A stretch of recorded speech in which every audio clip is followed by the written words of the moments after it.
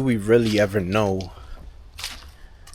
what is the most effective way to train as an athlete, right? There's a question, right? There's a war between weightlifting and calisthenics, right? Like, what's the most effective way?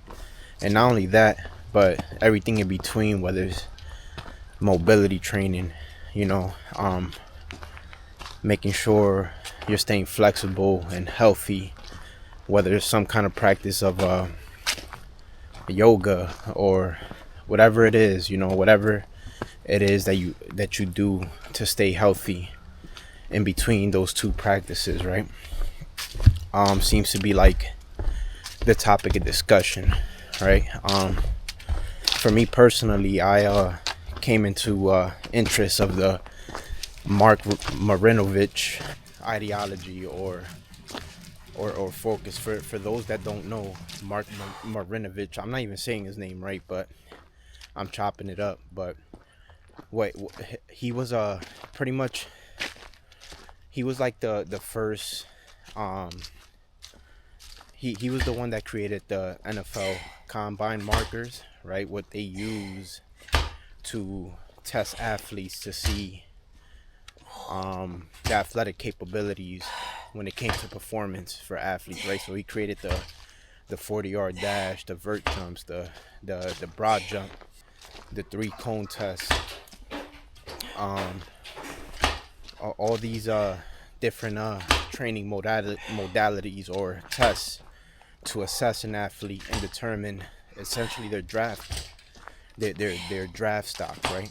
And they also did a special on him on 30 for 30 on ESPN on the 30 for 30 series called the Marinovich Project, right? And he took his son Todd Marinovich, who was a highly scouted and essentially a phenom when it came to football, and he trained him up as a quarterback.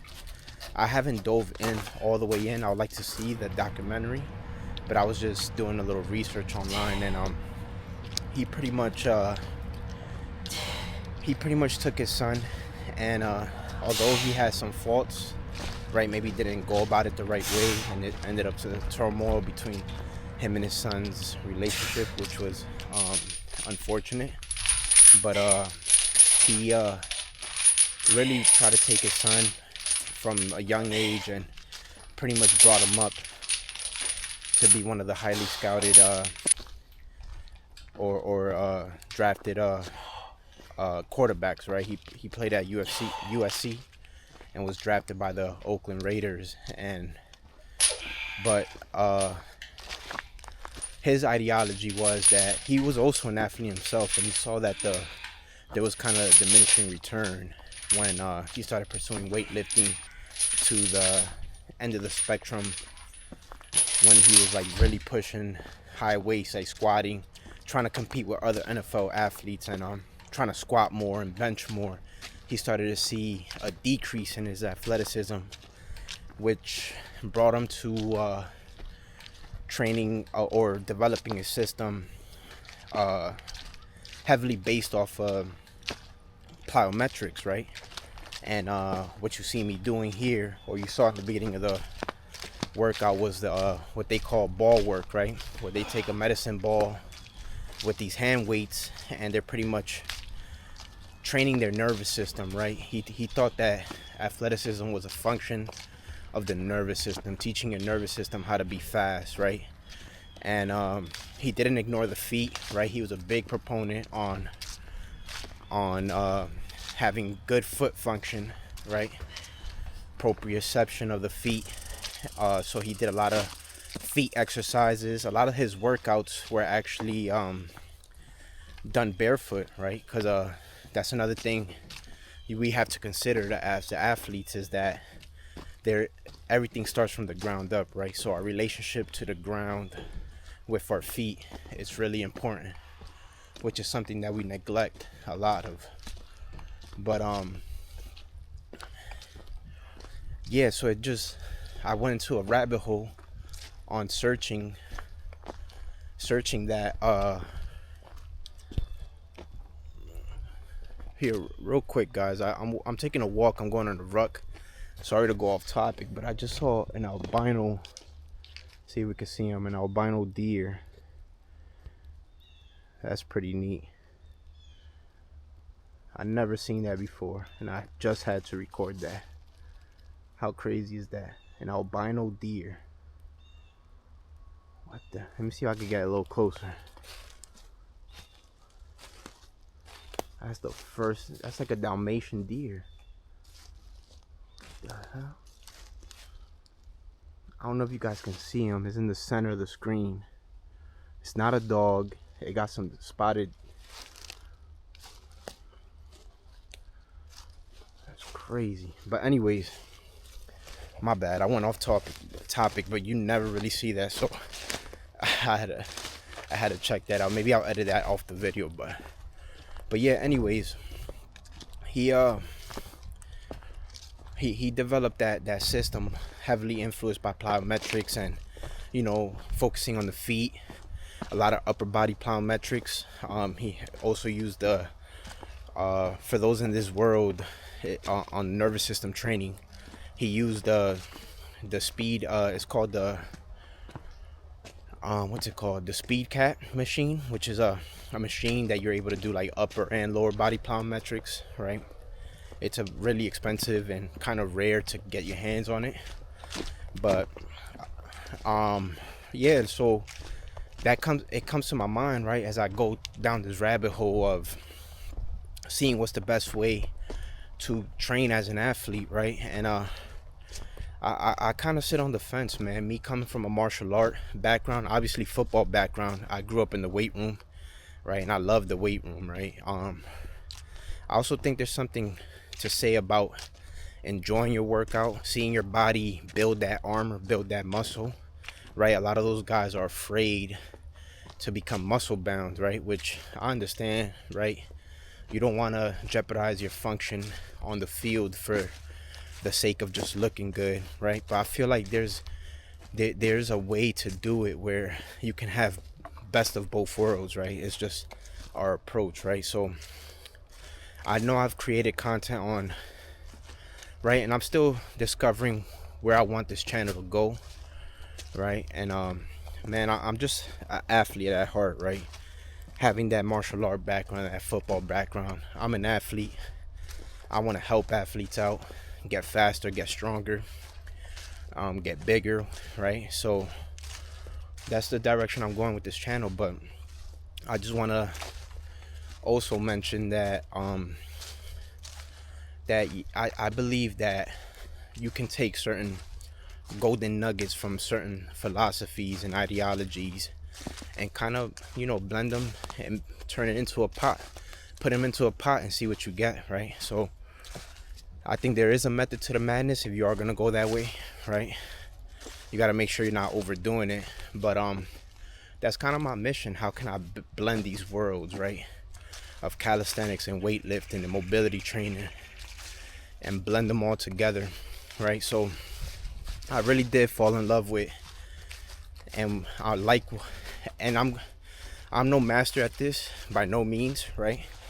I'm still discovering and trying to learn the system, right? So you guys can kind of follow along as I get better at comprehending, explaining, right? And y'all can go on this journey with me, right? But I really want to see how I can blend the both worlds of plyometric training, right? And also, reaping the benefits of lifting some weights and, getting bigger and stronger in the weight room, but also not at the expense of performance on the field, right? So that brings me to this next topic, right, that I want to talk about. This movie is about, if I had to say, it's probably like 15 years old. It was called Divergent. If you guys know what I'm talking about, let me know in the comments, right? But essentially, I'm trying to make this concise and clear and short, right? So I'm not taking up your time. But in the movie, it was about these 4 different social classes, right? There was a farming class, there was a warrior class, there was a technology class, and these are social classes of people, right? So this, for example, the farming class, they were responsible for going to school for farming and learning about farming, right? And then you also had the warrior class. This class was brought up as warriors, and they were taught to be warriors from a young age. Then you also had the technology class, which was more that dealt with the technology and pretty much the future, right? Kind of what we see right now, right, with technology and AI on the rise. I guess they were responsible for that, the Silicon Valley guys, right? And there was one other social class. I can't put my hand on it. I can't put my finger on it, but then there was this other class, right? And there was a system in place that it was called the Divergent class, which this person was pretty much a blend of it all, right? A blend of all those classes. He was kind of good at pretty much all those things, and they couldn't put him in a box, right? So the system, these soldiers and officials were put in place to scope out if there was anybody that was a divergent, and they would kind of like get rid of them, right? Because they were essentially a danger to the system, right? And I tell that story and I draw that parallel, right? Because I believe that in today's world, or since the beginning of time, it's kind of how humans work. We all seek to put each other in boxes, right? And you just got to be this one thing or this one guy, like that's just good at everything. And I tried that. Like if I go back in my content, I was dabbling in just calisthenics for a while, and just like, oh, calisthenics.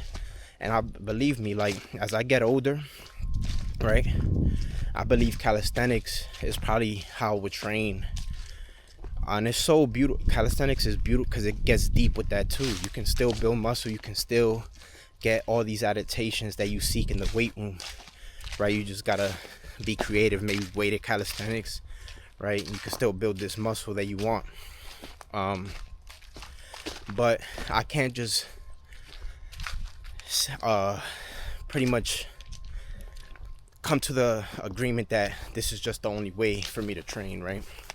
I gotta train in other ways too and blend them together, because there's so much. I'm just leaving too much on the table, not only for myself but for the people I want to help, for the people I want to train, right? So in the movie The Divergent, right, if they saw that you were a blend of them all, they will get rid of you. They will pretty much humiliate you, right, for having the courage to be divergent. So the main character, he was pretty much a divergent, where he was pretty much a blend of all these classes, and he had to kind of get in line and play his part where he was flying under the radar, right? And but he knew that he was just a blend of all these social classes, right? So I'm pretty much saying my challenge to myself, my challenge to you, right, is that if you enjoy all these different aspects of training, don't shy away from it and don't feel like you have to choose one. I think with a little creativity, you can kind of blend all of them together in a pot, right? If you do it correctly, smart, have a method to the madness, right? Not overdoing it. A lot of the times less is more, especially when you're blending all these different practices together. Take the gold nuggets from here, the gold nuggets from there, kind of just make it your own, right? So that pretty much concludes my thoughts on how do you know if you're training correctly as an athlete, right? You really don't. I think everybody's different.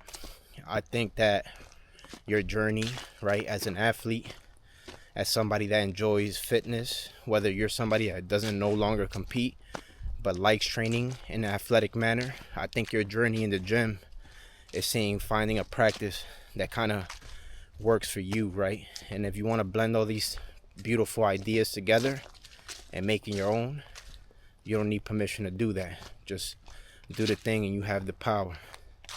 That pretty much concludes this video. Thank you guys for watching. If you got any value from today's video, consider subscribing to the channel. Interact with the channel. It helps it grow. And I'll catch you guys in the next one. Done.